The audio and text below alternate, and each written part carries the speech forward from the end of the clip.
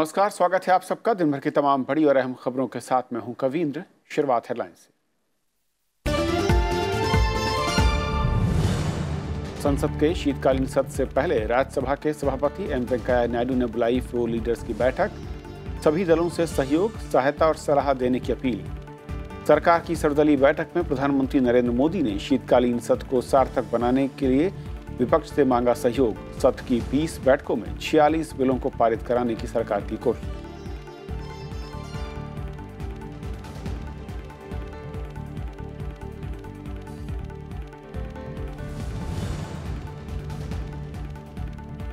भगोड़े विजय माल्या को भारत लाने का रास्ता साफ। लंदन के कोर्ट ने दी प्रत्यर्पण की मंजूरी। 14 दिन में फैसले के खिलाफ ऊपरी कोर्ट में करनी होगी अपील। 9,000 करोड़ रुपए की धोखाधड़ी और मनी लॉन्ड्रिंग का है आरोपी।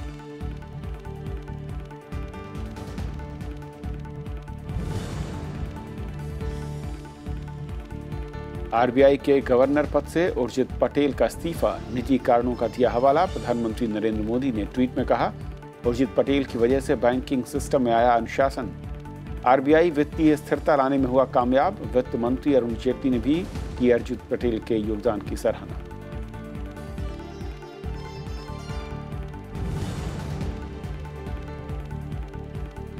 मध्य प्रदेश, छत्तीसगढ़, राजस्थान, तेलंगाना और मिजोरम में विधानसभा चुनाव की मतगणना कल। चुनाव आयोग की सभी तैयारियां पूरी। सुबह 7 बजे से राज्यसभा टीवी पर दिन भर विशेष कवरेज।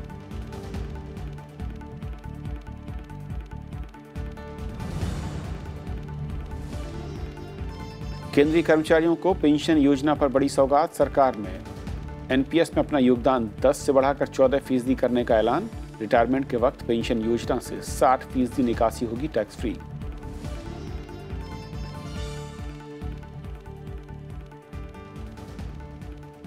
और आइए देखते हैं पहली खबर।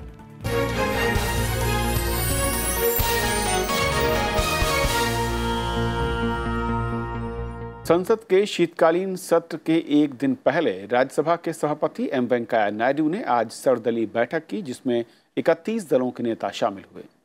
सभापति ने सभी दलों से शीतकालीन सत्र के उत्पादक और बेहतरीन बनाने की अपील की। बैठक में उन्होंने नेताओं से कहा कि अगले साल लोकसभा चुनाव के पहले ये संसद का आखिरी पूर्ण सत्र है और इसीलिए इसे उत्पादक बनाने में सहयोग करें। सभापति ने कहा कि सरकार और विपक्ष को अपनी बात रखने का अधिकार है, लेकिन ये नियमों के मुताबिक होना चाहिए और इससे सदन की कार्यवाही में बाधा नहीं पड़नी चाहिए। सभापति ने इसके लिए सदस्यों से सहयोग, सहायता और सलाह भी देने की बात कही। वहीं सभी पार्टियों ने राज्यसभा की कार्यवाही में पूरा सहयोग देने का भरोसा दिया, साथ ही अपनी बात रखने का उचित समय देने की मांग की। राज्यसभा के सभापति बैठक में नेताओं को जानकारी के लिए अब शून्यकाल के लिए नोटिस अब 10 की बजाय आधा घंटा पहले 9:30 बजे लिए जाएंगे, जिससे मिले हुए नोटिस प्राथमिकता निर्धारित करने में आसानी होगी। बैठक में सभापति ने हाल ही में हुए 5 राज्यों के विधानसभा चुनाव में भारी मतदान के लिए चुनाव आयोग, राज्य सरकार और मतदाताओं को बधाई दी। बैठक में इस बात पर भी सहमति बनी कि राज्यसभा की कार्रवाई के पहले दिन पूर्व प्रधानमंत्री अटल बिहारी वाजपेयी को श्रद्धांजलि देने के बाद कार्यवाही दिन भर के लिए स्थगित कर दी जाएगी।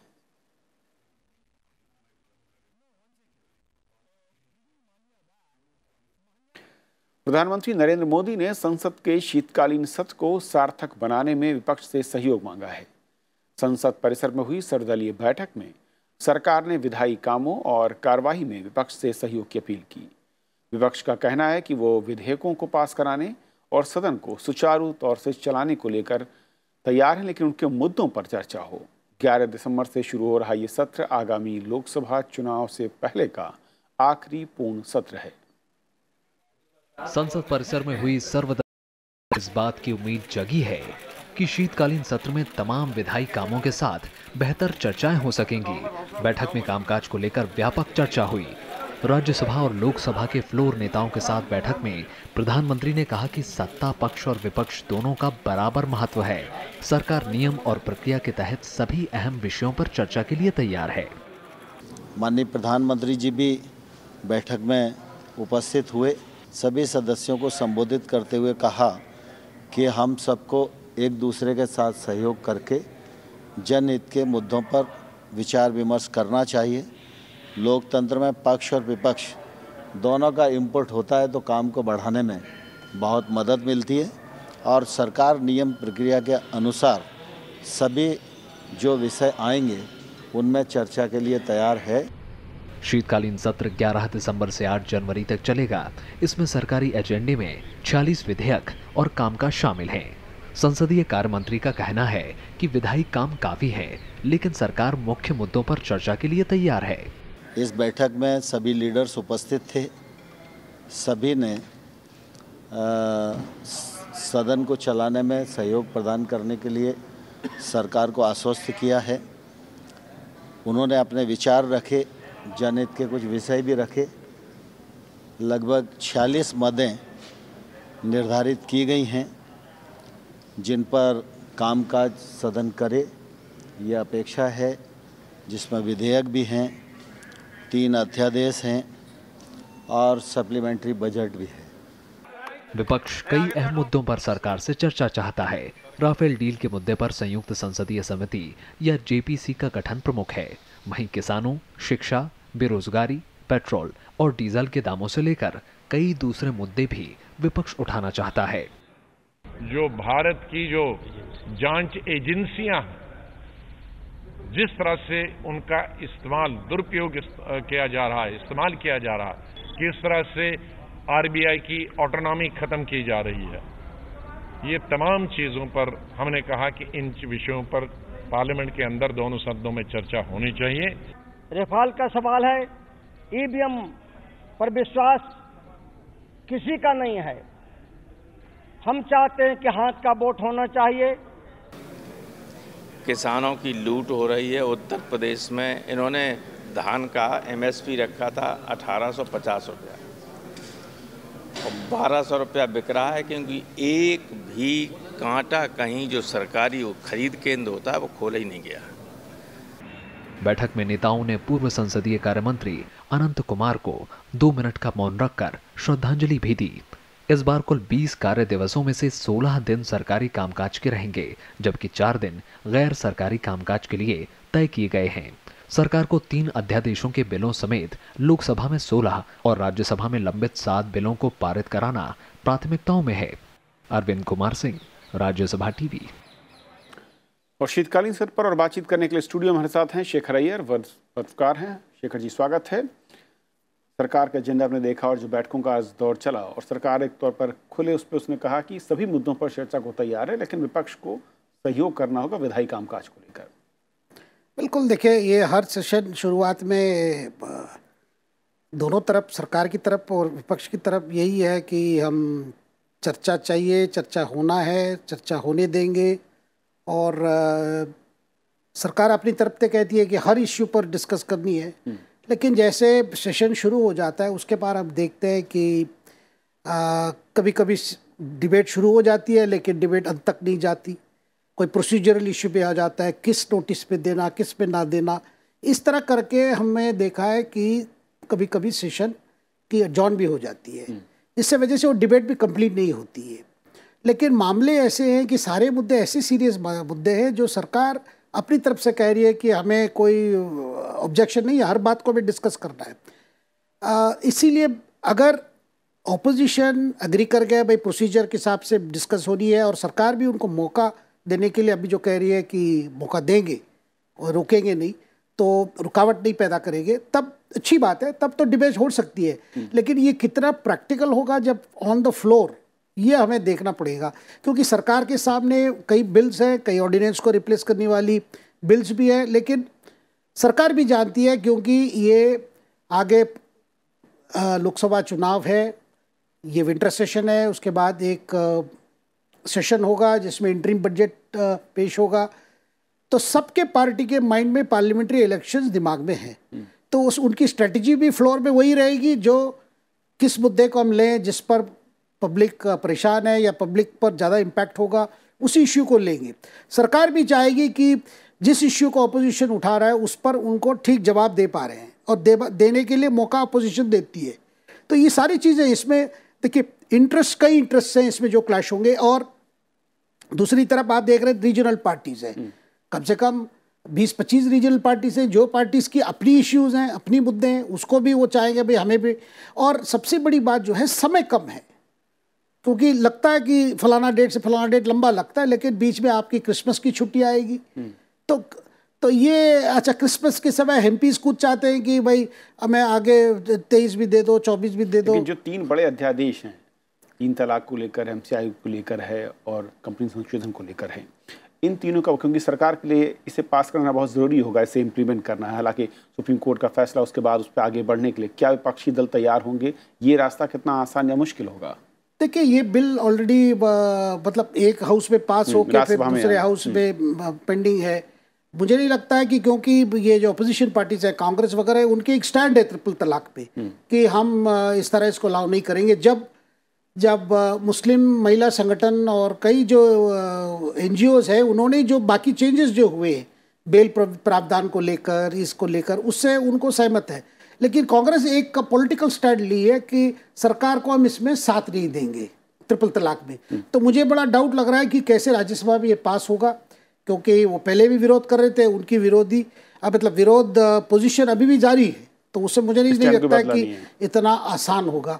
बाकी ऐसे कई बिल्स हैं जो सरकार भी जानती है कि जिसपे ऑपोजिशन अपोज नहीं करना चाहेगी, उनको पास करने की उनको तो जितना आप बिल क्लियर कर सकते हैं, जो बड़े कंट्रोवर्शियल मुद्दे को छोड़ के, वो सरकार चाहेगी कि वो कंप्लीट हो जाए। ओके, बहुत शुक्रिया शेखर आपका इस पूरी बातचीत के लिए। Thank you. और फिलहाल एक ब्रेक, और ब्रेक के उस पार कुछ और खबरें।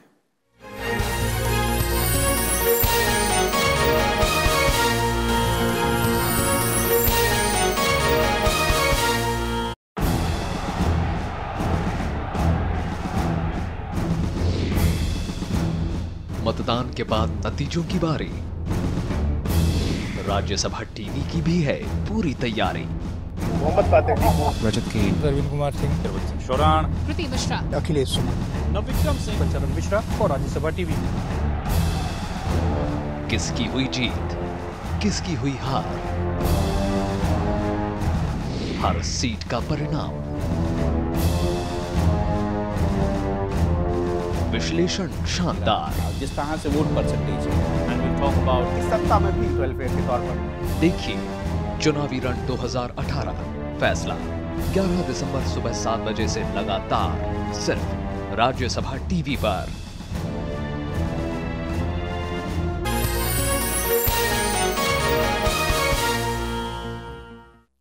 अगुस्ता वेस्टलैंड मामले में बिचौलिए क्रिश्चियन मिशेल को भारत लाने के बाद भगोड़े आर्थिक अपराधियों के खिलाफ सरकार को बड़ी कामयाबी मिली है। लंदन में वेस्टमिंस्टर मजिस्ट्रेट अदालत ने भगोड़े कारोबारी विजय माल्या को भारत प्रत्यर्पित करने की इजाज़त दे दी है। साथ ही विजय माल्या को देश वापस लाने का रास्ता अब आसान हो गया है। सीबीआई के संयुक्त निदेशक एस.आई. मनोहर की अगुवाई में अधिकारियों की टीम लंदन में है और अब कोर्ट का फैसला ब्रिटेन के होम ऑफिस जाएगा। वहां होम सेक्रेटरी इस पर अपना फैसला लेंगे। किंगफिशर एयरलाइंस के पूर्व प्रमुख कारोबारी विजय माल्या पर भारत में 13 बैंकों के साथ 9,000 करोड़ रुपए की धोखाधड़ी और मनी लॉन्ड्रिंग के आरोप हैं। भारतीय अदालत ने उसे भगोड़ा अपराधी घोषित किया है। कोर्ट का फैसला इससे पहले विजय माल्या ने कहा था कि वो लोन की मूल रकम चुकाने के लिए तैयार है।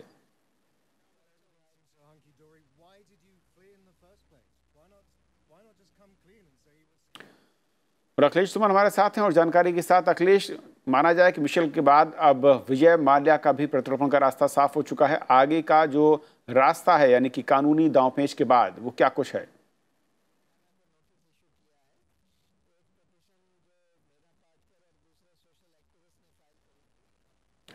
अखिलेश, आपको आवाज मिल रही है? अभी मिल रही है जी अखिलेश, विजय माल्या के प्रत्यार्पण को लेकर क्या इस वक्त खबर है और कोर्ट के फैसले के बाद आगे का रास्ता क्या है? देखिए, अभी जो खबर ये है कि विजय माल्या को लोअर कोर्ट ने कह दिया है कि उनको एक्स्ट्राडाइट किया जा सकता है और उनको एक्स्ट्राडाइट करने के लिए उन्होंने होम मिनिस्ट्री जो होती है यूके की, उस होम मिनिस्ट्री को लिख दिया है कि आप एक्स्ट्राडाइट कर सकते हैं। यह बहुत बड़ी जीत है भारत के लिए, क्योंकि इधर के दिनों में मुझे याद नहीं है कि किसी विदेशी कोर्ट ने किसी भारतीय के प्रत्यर्पण के लिए इतना बड़ा निर्णय दिया है। क्योंकि 9,000 करोड़ का जो अपराधी है भगोड़ा, उसके लिए कोर्ट ने यह भी कहा है कि वह प्राइमा फेसी फ्रॉड का, कंस्पिरेसी का और मनी लॉन्ड्रिंग का अपराधी है।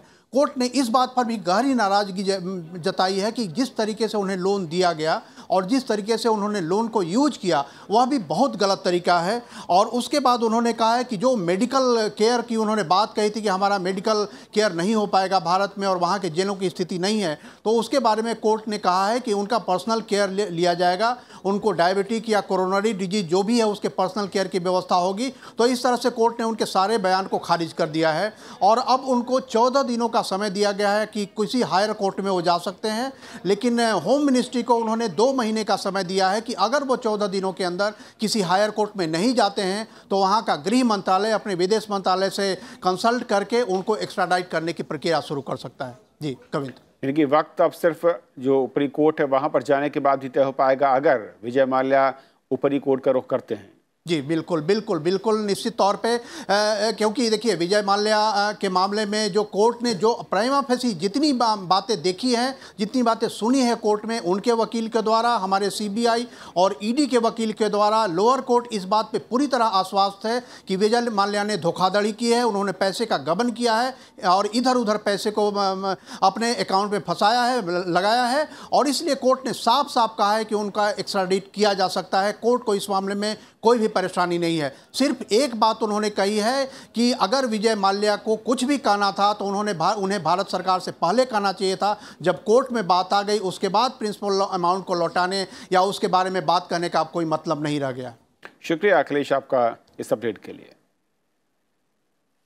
तो भारतीय रिजर्व बैंक के गवर्नर उर्जित पटेल ने अपने पद से इस्तीफा दे दिया है। उर्जित पटेल ने इस्तीफे के कारणों को पूरी तरह से निजी बताया। उर्जित पटेल ने एक पत्र लेकर कहा है कि भारतीय रिजर्व बैंक के गवर्नर के पद पर आसीन होना उनके लिए सम्मान की बात रही है। उन्होंने रिजर्व बैंक के सभी कर्मचारियों और अधिकारियों के प्रति आभार जताते हुए उन्हें भविष्य के लिए शुभकामनाएं दी। उर्जित पटेल 24वें आरबीआई गवर्नर थे और वो 3 साल के लिए सितंबर 2016 में आरबीआई गवर्नर बने थे। सरकार ने नए साल से पहले ही सरकारी कर्मचारियों को तोहफा दिया है। सरकार ने नेशनल पेंशन स्कीम में अपना योगदान 10% से बढ़ाकर 14% कर दिया है। इसके अलावा एनपीएस की 60% निकासी को करमुक्त रखा गया है। सरकार के इस फैसले से एनपीएस में शामिल 18 लाख केंद्रीय कर्मचारियों को फायदा मिलेगा। 5 राज्यों के चुनाव होने के बाद केंद्रीय मंत्रिमंडल ने 6 दिसंबर को एनपीएस में बदलाव को लेकर लिए गए फैसले का सोमवार को ऐलान किया।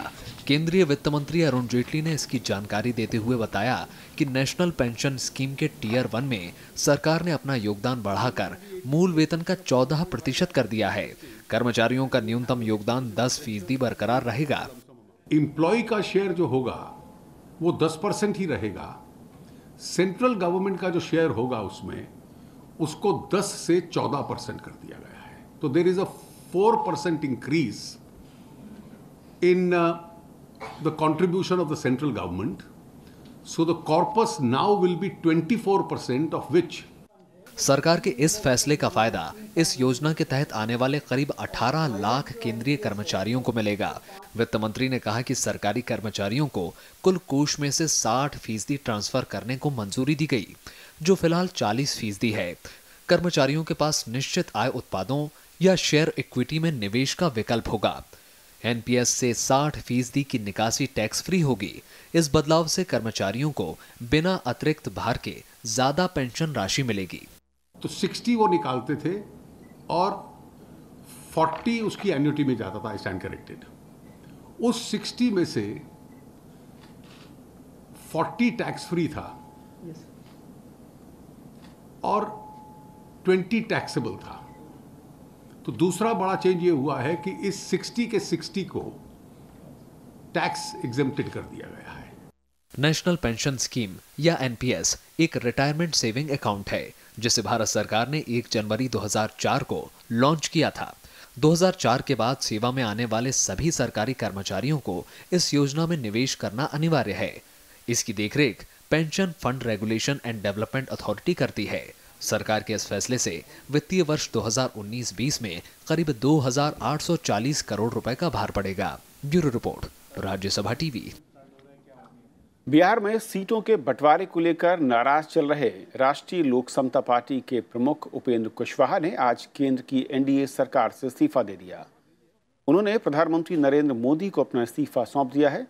उपेंद्र कुशवाहा ने आरएलएसपी के एनडीए से भी अलग होने का ऐलान किया। उनका आरोप है कि केंद्र सरकार और बिहार सरकार से राज्य के लोगों से किया वादा उन्होंने पूरा नहीं किया है।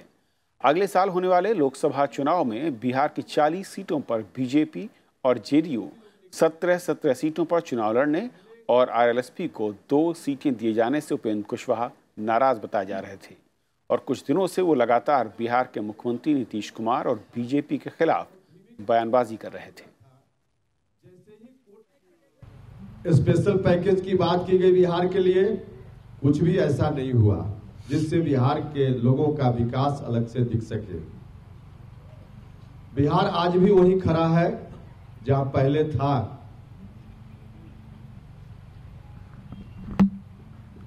शिक्षा व्यवस्था, स्वास्थ्य व्यवस्था पूर्णतः चौपट है।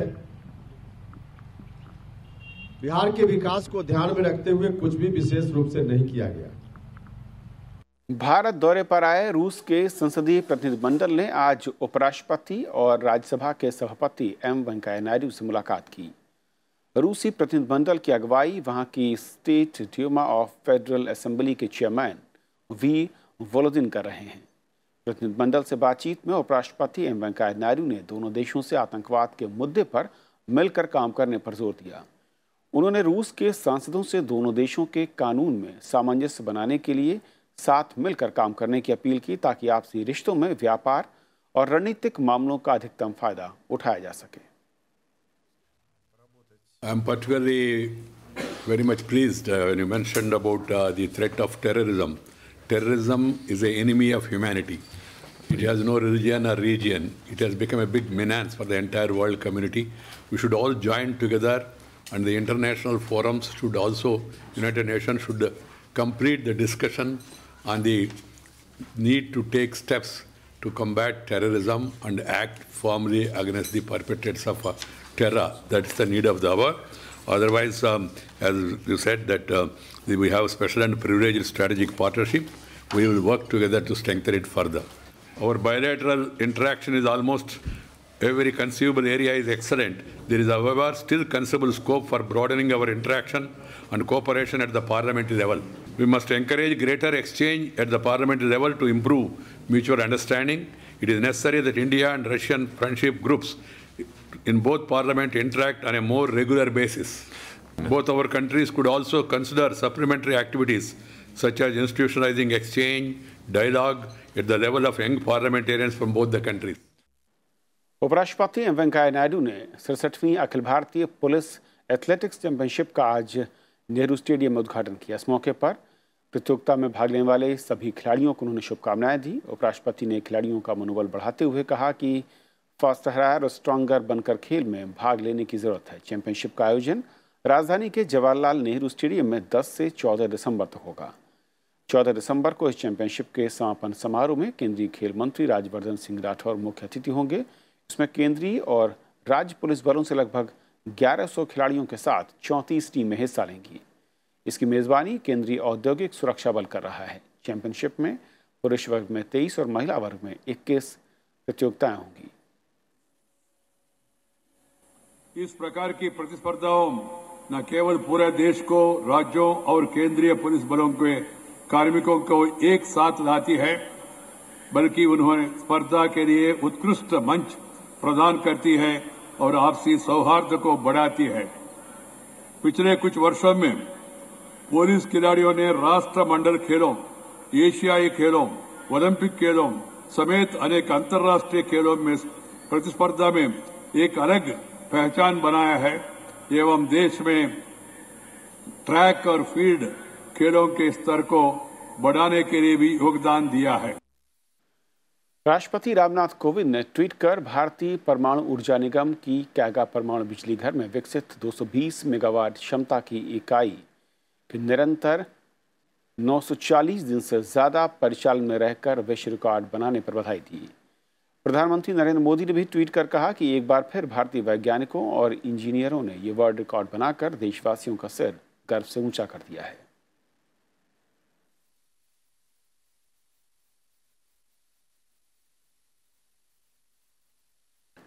मध्य प्रदेश, राजस्थान, छत्तीसगढ़, तेलंगाना और मिजोरम विधानसभा चुनाव के नतीजों का ऐलान कल यानी 11 दिसंबर को होगा।